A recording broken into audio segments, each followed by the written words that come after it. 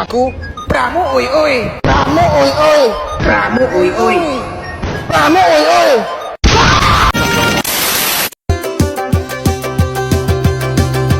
You're on the phone with your girlfriend, she's upset. She's going off about something that you said. She doesn't know you like I do. Teori pemungutan pajak. Teori pemungutan pajak ada 5, yaitu 1. Teori asuransi. 2. Teori bakti atau teori kewajiban pajak mutlak. 3. Teori kepentingan. 4. Teori daya beli. 5. Teori daya pikul. 1. Teori asuransi. Teori asuransi didasarkan pada gagasan bahwa negara memiliki tugas dalam upaya melindungi segala kepentingan dan keselamatan masyarakat, baik dari segi harta, benda, maupun jiwanya. Seperti halnya layanan asuransi perlindungan tersebut harus didukung dengan pembayaran premi. Pajak diumpamakan sebagai pembayaran premi oleh masyarakat kepada negara. Akan tetapi, teori asuransi saat ini semakin kurang relevan karena negara tidak dapat disejajarkan dengan perusahaan asuransi. Kewajiban memberikan perlindungan kepada warganya adalah sebuah tugas yang melekat di negara serta tidak didasari oleh pembayaran pajak. 2. Teori bakti atau teori kewajiban pajak mutlak. Berdasarkan pada prinsip organisasi negara, teori tersebut menerangkan bahwa negara memiliki hak mutlak dalam pembangunan pajak. Dalam teori tersebut, warga dianggap memiliki kewajiban dalam membayar pajak sebagai tanda bukti kepada negara.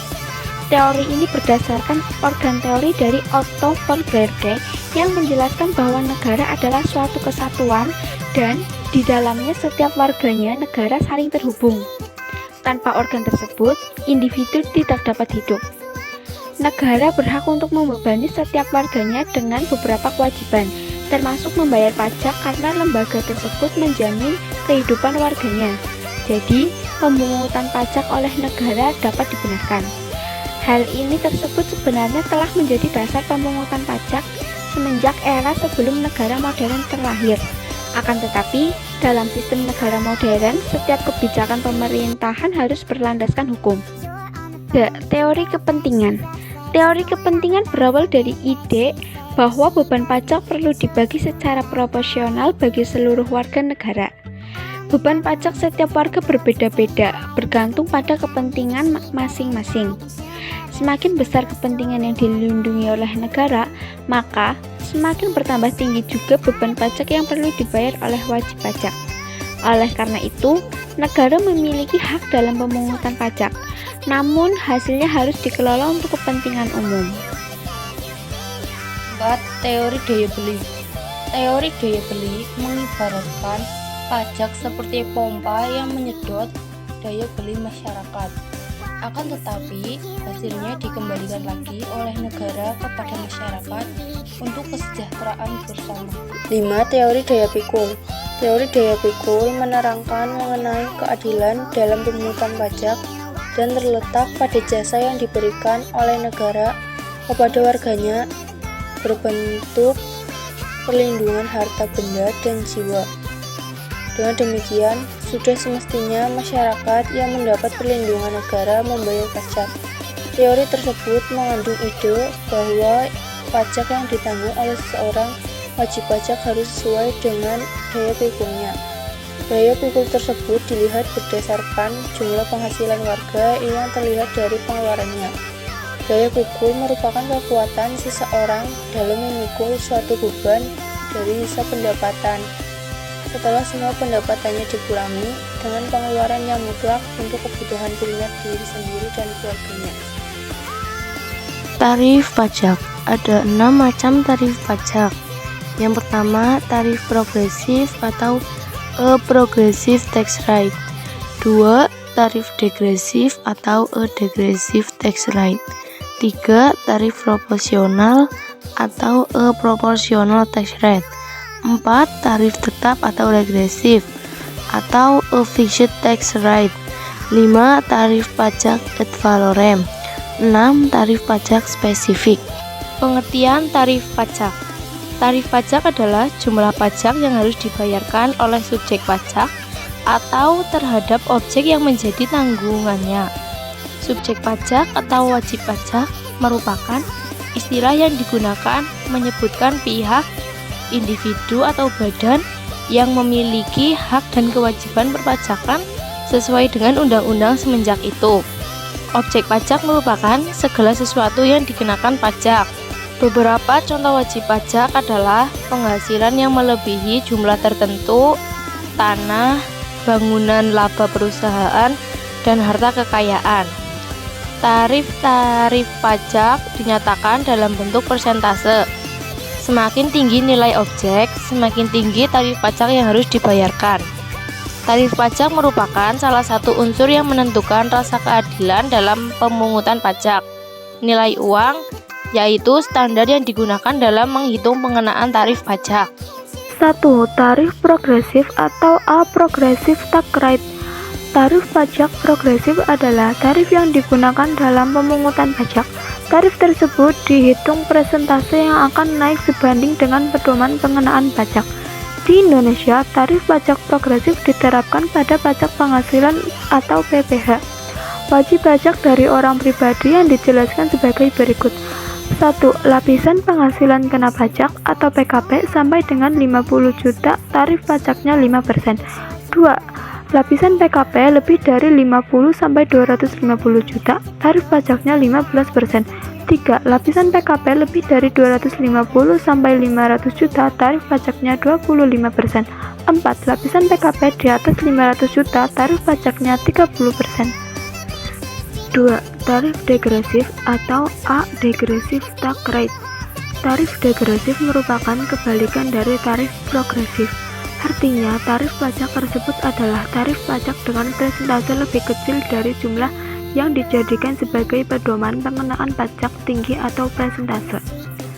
Tarif pajak akan semakin rendah jika pedoman pengenaan pajaknya semakin meningkat. Oleh karena itu, apabila persentase pajak semakin kecil, jumlah pajak terutang tidak akan ikut mengecil, melainkan dapat menjadi lebih besar. Hal ini karena jumlah yang dijadikan sebagai pedoman pengenaan pajaknya semakin besar. Tarif pajak degresif dibagi menjadi 3 jenis, yaitu sebagai berikut.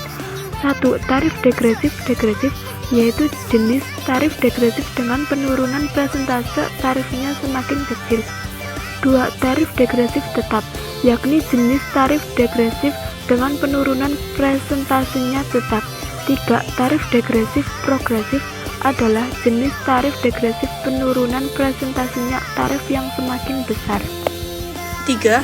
Tarif proporsional atau a proportional tax rate. Tarif proporsional merupakan tarif dengan presentase tetap meskipun terjadi perubahan pada pedoman dalam pengenaan pajak. Oleh karena itu, jumlah objek pajak tidak berpengaruh pada presentasenya. Presentase akan tetap dan tidak berubah. Contohnya, pajak pertambahan nilai atau PPN dengan presentase sebesar 10% dan PPB sebesar 0,5% dari berapapun objek pajaknya. 4. Tarif tetap atau regresif atau a fixed tax rate.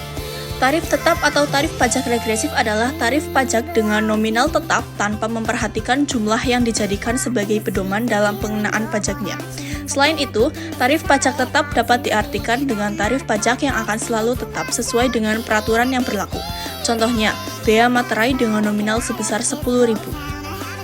Tarif pajak ad valorem.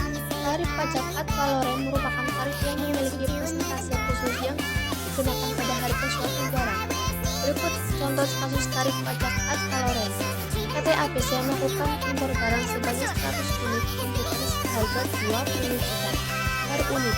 Apabila tarif bea masuk impor barang tersebut sebesar 15%, nilai bea masuk yang perlu dibayar sebagai berikut. Nilai barang impor sama dengan 5 unit dikali harga per unit. 100 dikali 20 sama dengan 2 triliun. Bea masuk sama dengan tarif bea masuk dikali nilai barang impor. 15% dikali 2 triliun sama dengan 300 juta. 6. Tarif pajak spesifik. Tarif pajak spesifik adalah tarif pajak dengan jumlah tertentu dan dikenakan pada suatu barang atau jenis barang tertentu. Berikut contoh kasus pengenaan tarif pajak spesifik. PT ABC di Indonesia melakukan impor mobil sedan dari Amerika Serikat sebanyak 100 unit. Jika harga satu mobil tersebut adalah 150 juta dan tarif bea masuk terhadap impor barang adalah 25 juta per unit, jumlah bea masuk yang perlu dibayarkan oleh perusahaan tersebut itu sebagai berikut. 5 mobil yang diimpor 100 unit, tarif bea masuk 25 juta. Jumlah bea masuk yang harus dibayarkan sama dengan tarif bea masuk 1 unit dikali jumlah mobil.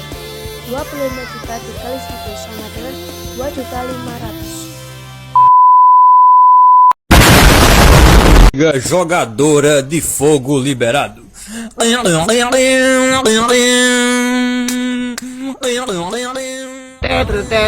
Thank you. Thank you. Thank you.